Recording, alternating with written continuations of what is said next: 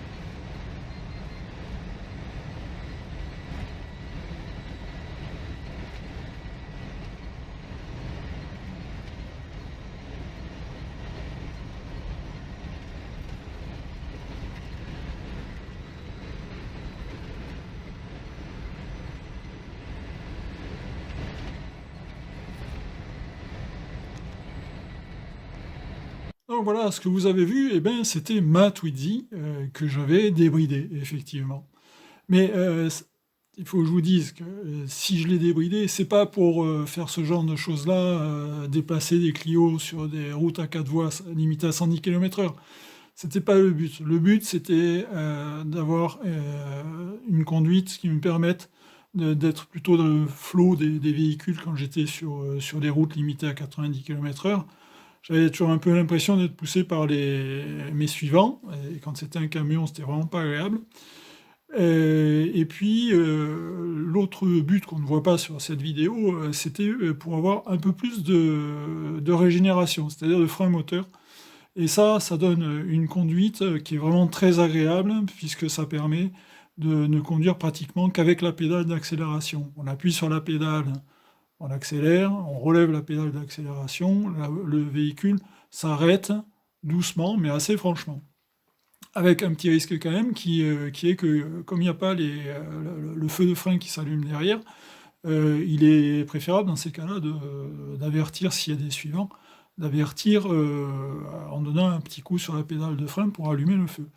Ce qui suppose donc d'avoir une conduite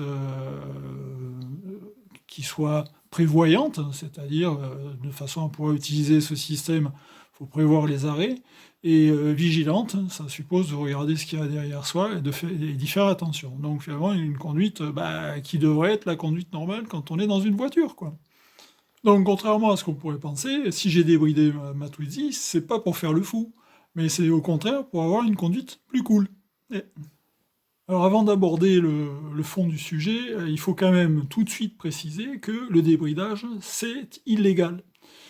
Et que donc c'est quand même un élément très important, il faut le savoir. Et qu'en dehors de ça, il y a d'autres risques. On va les voir tout de suite, et comme ça va peut-être vous éviter de vous embarquer dans une direction que vous ne souhaitez pas. Alors voilà les risques que comporte le débridage. Alors, bon, il y a l'aspect légal, donc ça veut dire que vous risquez des contraventions. Mais ça, c'est peut-être pas le plus grave. Il faut savoir que c'est votre responsabilité qui est engagée et que tout ce qui peut se passer est entièrement à vos risques et périls. Des modifications inadéquates peuvent entraîner un dysfonctionnement dangereux du véhicule. Ça peut être une surcharge de la batterie qui sera alors définitivement endommagée, des arrêts intempestifs dus à un mauvais paramétrage, une usure mécanique prématurée, comme par exemple le réducteur d'une Twizy, quand elle n'est pas débridée, déjà, il est à la limite de ses capacités. Donc le faire tourner plus vite, ça va l'user évidemment beaucoup plus vite. Après, il y a aussi les aspects assurance. L'assurance peut très bien se dégager en cas d'accident, que vous soyez responsable ou pas. Le constructeur peut retirer sa garantie. Il faut savoir que normalement, quand on modifie un véhicule de cette nature-là, eh bien, il faudrait repasser une homologation, ce qui est évidemment assez compliqué et assez cher. Bon, si malgré tout ça, vous avez les meilleures raisons du monde pour passer le pas, je vais maintenant vous donner quelques indications pour essayer d'aller jusqu'au bout. Je ne vais pas vous donner des indications très précises, vous allez vous débrouiller très bien sans moi, mais je vais essayer de vous éviter un certain nombre de pièges. Alors, on va d'abord parler de la Renault Twizy, puisque c'est quand même le sujet principal de cette chaîne. Il y a deux cas. Soit votre Twizy est avant 2016 et à ce moment-là, un simple boîtier OVMS suffira. S'il est après 2016, là, c'est plus compliqué et surtout beaucoup plus cher, puisqu'il va falloir faire avec un boîtier inventé par Kenneth Nielsen, qui est un boîtier Powerbox. Et le boîtier lui-même ne suffira pas, puisqu'il faudra en plus changer le contrôleur de la Twizy. Donc, tout ça, ça peut tourner autour de 1000 euros. Hein. Voilà, je vous en dirai pas plus. Par contre, ce que je voudrais préciser, c'est que si vous devez acheter ce genre de boîtier, que ce soit l'OVMS ou bien le Powerbox, ce qu'il faut éviter naturellement, ce sont des coûts inutiles, voire même des arnaques. Alors, les arnaques, on en voit tout le temps. Donc, il y a des boîtes qui vous proposent des boîtiers additionnels qui n'existent carrément pas.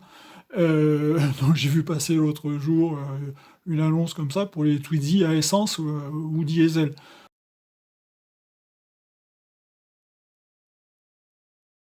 Vous voyez, voilà, là il faut fuir tout de suite, hein, c'est assez facile. Et puis après, l'autre piège, je dirais, c'est les intermédiaires inutiles et coûteux, du genre Twizy X. Donc vous faites une recherche Twizy au VMS ou bien Twizy Powerbox et vous allez vous débrouiller. Pour ce qui concerne la Citroën Ami, alors là, je suis beaucoup plus dubitatif. Je vais vous montrer une petite chose.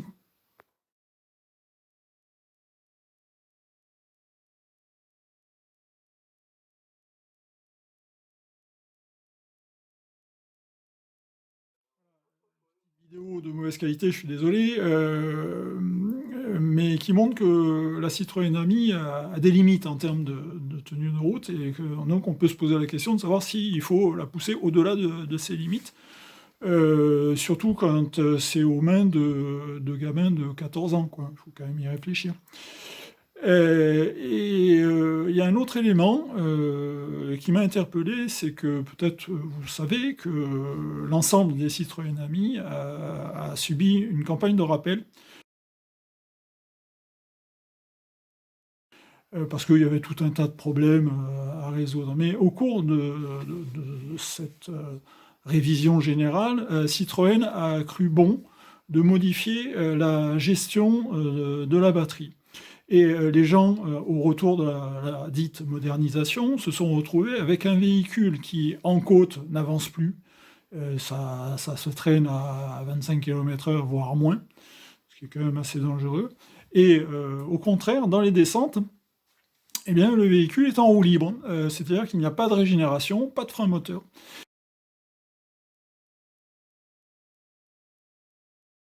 Du coup, il peut dépasser les 55-60 km/h, comme ça, sans frein moteur, ce qui est assez dangereux également. Mais pourquoi est-ce que Citroën a fait ça? Est-ce que c'est juste pour enquiquiner ses clients? Ça, je ne crois pas. C'est que, à mon avis, ils ont dû détecter un problème au niveau de la puissance fournie par la batterie au moment de la régénération, ou bien de la puissance que la batterie fournit au moteur au moment des fortes accélérations. À mon avis, il y a un point faible à ce niveau-là, et Citroën a tout fait pour protéger son véhicule et sa batterie. Et ça a une conséquence au niveau d'un éventuel débridage, c'est que ça veut dire qu'en général, quand on fait un débridage, c'est pour augmenter la puissance, en accélération ou en régénération. Ça veut dire que cette voiture, elle n'est pas faite pour ça. Alors, de toute manière, pour le moment, en termes de débridage, sur la Citroën Ami, eh ben, il n'y a pas de solution. Il y a là aussi un futur piège à éviter. Et là, à nouveau, il s'agit de Twizy X hein, qui prétend travailler sur le sujet, mais qui en fait est en train d'attendre que quelqu'un d'autre trouve une solution. Donc, mon idée, mon conseil, c'est de dire que il faut surveiller le site de TweetzyX et que sitôt qu'ils auront une solution à proposer, c'est qu'en fait, quelqu'un d'autre aura inventé cette solution et vous la trouverez à ce moment-là beaucoup moins chère. Mais réfléchissez-y à deux fois. À mon avis, la Mi Citroën n'est pas faite pour être débridée. Voilà, vous l'avez sans doute compris, je ne vous pousse pas énormément vers le débridage, hein, on est d'accord. Si jamais vous le faites, faites-le en toute conscience, restez prudent de toute manière, et bonne route. Alors si cette vidéo vous a été utile, eh bien, n'hésitez pas à liker, à vous abonner à ma chaîne. Au revoir et à bientôt.